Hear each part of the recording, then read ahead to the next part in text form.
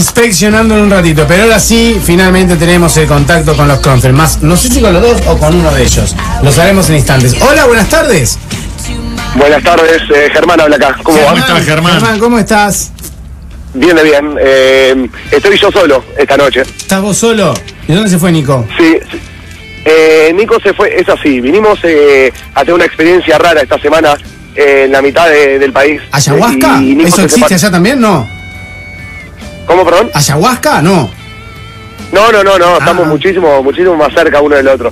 Estamos en dos kibutzim diferentes. No sé si ubican bien lo que son los kibutzim, pero estuvimos esta semana tratando de entender una realidad particular de Israel.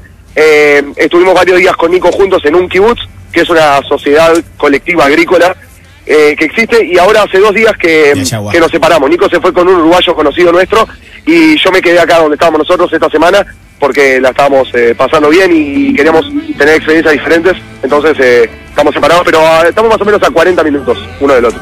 Sí, Germán, ¿y qué onda con los kibbutz? ¿Siguen siendo ese socialismo ideal o ha quedado bastante en el pasado eso y se han ido acomodando a los tiempos capitalistas, digamos? Ahí va, cuando nosotros llegamos acá a Israel, que más o menos fue hace 10 días, nos propusimos tratar de separar diferentes temas de los cuales entender este país, o diferentes enfoques. Entendíamos que era importante para nosotros, y también para ustedes, digo, para cuando nosotros les tramitamos un poco lo que veíamos acá, entender un poquito más de cerca lo que era el conflicto árabe-israelí, que más o menos hablamos un poquito del programa anterior. Entendimos que teníamos que conocer 4 o 5 ciudades claves de norte a sur como para entender físicamente cómo es Israel y pasearlo y recorrerlo como cualquier persona que va a un país normal. Entendimos que teníamos que tratar de entender las diferentes, poblaciones que existen en este país y todo el tema cultural y religioso. Y uno de los temas que varias personas nos comentaron es: tenés que irte a un kibutz. Tenés que pasar una semana o por lo menos unos días en una sociedad de este tipo, que básicamente nació en los primeros años 1900 y causó una revolución bastante inesperada. Las personas que llegaron acá a lo que antes a lo que no era Israel todavía, pero sobre 1910 más o menos, empezaron a hacer este país y como no traían nada, empezaron a generar sociedades de autosustento. O sea que el primer modo de razonar de ello fue: tenemos que llegar a esta tierra, cultivarla de tal manera que nosotros tengamos los recursos que vamos a necesitar para el futuro. Esa es la idea con la que surgió. Otras premisas que estas sociedades tenían, estamos hablando de hace más o menos, de 70 años para atrás, y para después entender un poquito cómo surgieron y ver cómo son hoy en día.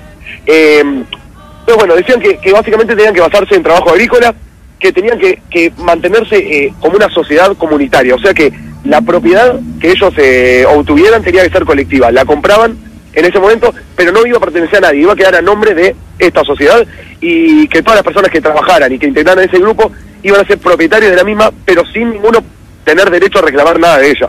O sea que iba a tener que ver con eso, con el compartir. Otro de los pilares de estas personas que formaron los kibutzim era el tema del trabajo propio. O sea, como vos nombrabas recién, Gonza, tiene todo que ver con el socialismo, con una ideología de izquierda, dar lo que se puede y recibir lo que se necesita. Entonces, ellos no querían que sea un sistema capitalista como el que vivimos nosotros, y para evitar el tema ese de la pluralidad, o sea, de obtener algo y pagarle a una persona menos, el trabajo tendría que ser única y exclusivamente por las personas que habiten el kibutz. O sea que todo lo que ellos plantearan, produjeran, las fábricas que después los kibutzim empezaron a abrir, etcétera, etcétera, tenían que ser mantenidas y trabajadas por la gente del kibutz mismo. De esa manera, todo lo que obtuvieran iba a ser lo que ellos se merecían por lo que estaban generando, y no menos o más como se da en nuestro sistema. Por último, para entender un poquito estas sociedades raras en cuanto a lo que estamos hablando, una de las cosas más importantes era el tema de los salarios igualitarios. No importa si fueses la persona más destacada en la fábrica que le trae toda la plata al kibutz para que se mantenga, el cuidador de la playa, o sea, el que cuida a los nenes que no les pase nada a la playa, el que trabaja con las vacas, el que corta el pasto, o el gerente general del hotel, todos deberían recibir según lo que necesitan. O sea que, dividiendo según escalas de necesidades, por ejemplo, un padre casado con 2 hijos de 35 años tiene determinadas necesidades: una casa de un determinado tamaño, un salario determinado, etcétera, etcétera. El kibutz le reparte a la gente lo que según ellos entienden necesita. Y bueno, y después tenían algunas otras bases más, cómo alejarse de la religión judía y sí mantener los aspectos culturales. O sea que todos los kibutzim no tienen que ver con religión, sino que tienen que ver con pertenencia al pueblo judío, ¿sí? Y algunas otras cositas que tienen que ver con estas sociedades, pero que para entender un poquito es lo que yo les comentaba recién. En cuanto a la evolución de este sistema, que es lo que vos me preguntabas al principio, los kibutzim se vienen transformando, sobre todo en los últimos 20 o 25 años, y vienen acercándose, entre comillas, al mundo donde nosotros vivimos. Sin embargo, esta experiencia que nosotros tuvimos de una semana acá, nos demostraron de que igual están lejísimos. Acá, un kibutz o sea, estéticamente, como para que se lo imaginen, es un terreno gigante, por decir un barrio, en donde prima el verde, donde los espacios verdes están constantes de todos lados, donde las casas son todas muy parecidas, porque el kibutz las sigue construyendo para su gente, donde la gente vive sin una preocupación de perseguir objetivos económicos y materiales, como sucede en las grandes ciudades o en casi todas las sociedades, y donde se respira un aire de tranquilidad y de paz que nosotros no vimos en otros lugares de Israel, y no lo vimos ni siquiera en los países más tranquilos que nosotros estuvimos. Yo, por ejemplo, ahora estoy en la mitad de la calle, abro comillas, principal del kibutz, y lo único que estoy escuchando son ruidos de pajaritos, y estoy mirando para todos lados y lo que veo son árboles y un tractor. Viven a otro ritmo totalmente distinto al resto, digamos, ¿no? Eso sí, han transformado algunas cosas. Por ejemplo, un kibutz tiene servicios comunitarios. Eso quiere decir que la lavandería es una lavandería industrial en donde cada persona integrante del kibutz lleva su ropa cuando necesita, y las personas de ese mismo kibutz que trabajan se la devuelven limpia. Un kibutz, otro de los pilares fundamentales es tener no un restaurante, pero sí un comedor. Se llama, un comedor, exactamente. Un comedor comunitario. Eso quiere decir que el desayuno, el almuerzo y la cena son el kibutz las provee a través también de personas que integran el kibutz, que la cocinan, y la gente tiene un presupuesto asignado para comida.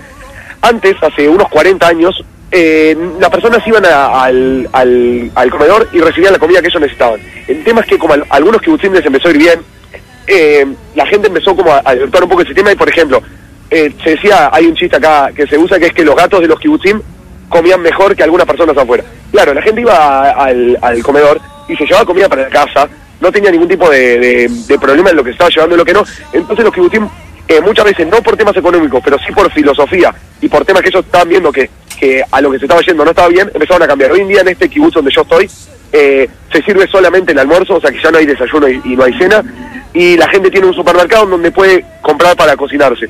Muchísima gente está en contra de los cambios que están teniendo los kibutzim, que según ellos se alejan enormemente de los objetivos con los que nacieron, pero hay muchísima otra gente que dice, estamos en 2010 2015 y ¿cómo se dice? Y esto es lo mejor que podemos seguir haciendo, y si no cambiamos un poquito, esto se va a terminar. Entonces, tenemos que ser más inteligentes y dejar ceder un poquito algunas cosas para que, por ejemplo, los hijos que nacen hoy en día en los kibutzim sigan viendo que este modo de vida es atractivo y viable y no se nos vayan. Entonces, están en ese tira y afloje de ceder a unos objetivos y otros no.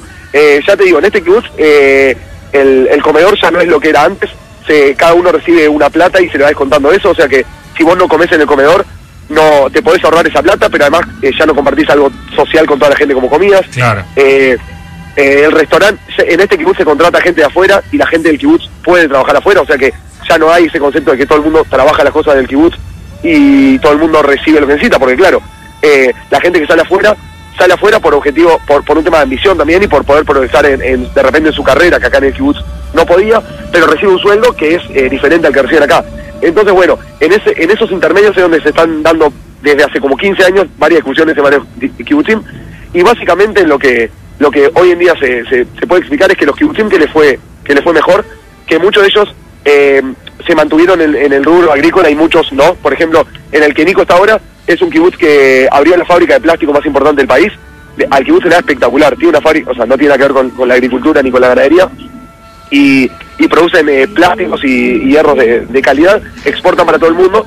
En estos kibutzim donde la economía y la sustentabilidad es tan grande, se mantienen muchísimas cosas. Y en los kibutzim donde empezó a apretar un poco la guita, empezaron a decir, tenemos que aflojar en algunas cosas, porque si no nos vamos a fundir como todo sistema, y no vamos a poder llevarlo a cabo. Entonces, bueno, en el medio estamos, pero como les decía, lo que nosotros más disfrutamos de estos últimos días es eso, es estar en un lugar que es un agujero en el mundo donde creemos que de verdad se sigue manteniendo ese objetivo, a pesar de que de repente sea distante a lo que pasaba hace 50 años, pero que nosotros no lo vimos, de que la gente vive de otra manera, digo, mucho más tranquila. Acá en el kibutz, ayer y hoy, se juntaron a jugar de fútbol y lo hacen todos los días, viendo cuando hay gente. Claro, hay generaciones enteras que viven a una diferencia de casas. Entonces, claro, es mucho más colectivo y humano. Un nene va por la calle y si no lo conoce todo el mundo se dice que es un hijo del kibutz, no es de una persona. Entonces, claro, vos sabés que tu hijo va caminando por la calle tranquilo, y si se cae y se corta la rodilla, y alguien lo va a agarrar y lo va a llevar a la enfermería del kibutz, que además queda a unos pasos y que todo está como bastante más enmarcado. Claro, es otro concepto. Digamos que es muy, así como lo contás, es muy fácil que uno diga, qué bueno esto, y cuando uno va de afuera y entra a esos lugares dice, esto está bárbaro. El tema, me imagino que como pasa siempre en la vida, los que están ahí, que ya están acostumbrados a eso, empiezan a sentir atracción por lo que está afuera, ¿no? Y están acostumbrados a que eso funcione de esa manera y lo ven como naturalizado y no les parece tan copado y dicen, pero yo me quiero comprar mis cosas, quiero desarrollarme, quiero desarrollar mi carrera, o tener dinero, o tener una casa con piscina, yo qué sé, esas cosas o tener tal o cual auto, y se empiezan a desmoronar, digamos, este tipo de estructuras. Es así como le decía, los kibutzim que pudieron seguirle dando a la gente todo lo que quería, pudieron mantenerse muchísimo más ideológicos, entre comillas. A ellos, los kibutzim más chicos y la gente que no pertenece a los kibutzim, le critica, claro. Te es muy fácil que toda tu gente siga trabajando y recibiendo un salario igualitario, como pasa en el kibutz donde está Nico ahora, pero claro, porque tus salarios son tan buenos y, como decía, literalmente, estos tienen un kibutz que queda sobre la playa, o sea, sobre el Mediterráneo, y tienen piscina, tienen tablas de surf para que la gente haga deportes acuáticos, tienen la fábrica de plástico que paga muy buenos sueldos, los presupuestos que se les asigna a la gente tanto para comida como para ropa, como son espectaculares, los autos que pertenecen al kibutz siempre están a disposición, o sea que la cantidad de autos da para que la gente no esté presionada a comprarse, a que por lo menos decir, me quiero comprar mi auto, entonces ¿para qué? Tienen una calidad de vida espectacular. Y son criticados porque todos le dicen, bueno, con plata es muy fácil hacerlo. Claro, uno se imagina que si Cuba fuera como esos kibbutz que vos decís, no se irían los cubanos, serían ellos los que le niegan, los que estarían negando el ingreso de gente a Cuba, digamos. Es que es eso, mirá, tiene que ver con lo que pasa ahora. Esos kibbutzim, hoy en día, y ya desde hace años, no aceptan más que vos te propongas a ser miembro del kibutz. Claro. La única forma de vos formar parte de ese kibutz hoy en día es casándote con alguien del kibutz. ¿Y por qué se hace esto? Por un lado, porque los chicos del kibutz dicen, yo tengo me va espectacular, estoy sobrado, cuando necesito a alguien lo contrato, pero ¿para qué lo voy a hacer? No regalo acciones de un kibutz así. ¿Se entiende la idea? Claro. Por otro lado, dicen, si yo no dejo que venga gente, o sea, si yo no permito algo ridículo, como que es que mi hijo o mi hija se case con alguien y sea miembro del kibutz, estoy diciéndole a mis chicos que se vayan del kibutz. Entonces, de esa manera, este kibutz, gracias a permitir eso, está logrando que sus jóvenes se queden, porque muchas parejas se vuelven al kibutz con los beneficios del kibutz ese, otorgando los mismos beneficios a la persona del kibutz como a la persona que contrae matrimonio con él, y el kibutz sigue floreciendo y sigue llenándose de jóvenes, que es lo que no pasa en los kibbutzim. Los abuelos de esos abuelos eran mucho más idealistas que los jóvenes que nacen hoy en día, claro. Y que de repente quieren irse a vivir una ciudad económica como Tel Aviv, a decir, yo estudié ingeniería y ¿por qué voy a estar trabajando ordeñando vacas? Entiendo que mi abuelo fundó esto, pero yo quiero ser ingeniero y quiero trabajar en algo de avances tecnológicos. Sí, y no vuelven al kibutz, no aguantan este ritmo. Sí, claro. Entonces, de alguna manera buscan un mix, digamos, ¿no? Como también sucede en algunos lugares, en otras ciudades del mundo, que quizás ustedes han estado, ¿no? Que comienzan a tener cierta apertura de un régimen socialista, entran a mezclar ciertos ingredientes capitalistas y van logrando cierto mix ahí donde prima un espíritu social de me interesa el otro, me interesa el colectivo, tratemos de desarrollar algo juntos, no ese capitalismo encarnizado de pasar por arriba al otro, pero tampoco ese socialismo más utópico, si se quiere, que quizás tuvieron en sus inicios los kibutz, ¿no? Eso ya cuesta más sostenerlo. Claro, lo que también se decía desde el mundo, cuando los kibbutzim se fortalecieron de una manera interesante, vinieron gente de todo el mundo a estudiar estos lugares y decir, ¿cómo puede ser que el sistema socialista de alguna manera esté triunfando? Porque claro, había opositores del sistema capitalista, o sea, en lo que sería una guerra fría, que decían, hay micro sociedades que le están diciendo al mundo que de esta manera se puede vivir y se debe vivir.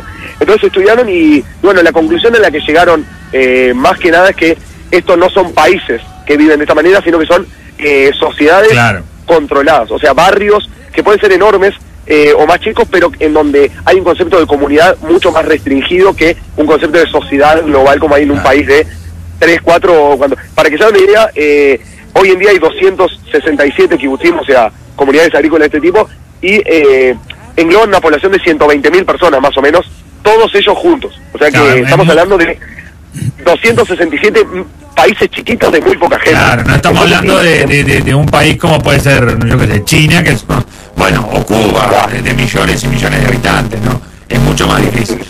Bueno, Germán, buenísimo realmente el panorama ahí de los kibutz. Estaremos hablando la semana que viene, transitando por otro de los aspectos de... La semana que viene, sí, le vamos la idea nuestra es que ya vamos a haber recorrido Israel bastante, ya estuvimos en el norte y en el centro, esperamos ir al sur y a Jerusalén, contarle un poquito de eso que hablábamos, cómo es el país en sí como país normal y detallarle un poco cómo son las diferentes ciudades y las personas que las integran. Recordar de nuestra página, 3 puntos a la vuelta en Facebook y bueno, seguimos un poco en contacto. Bueno, perfecto. Abrazo, chao, chao. Abrazo.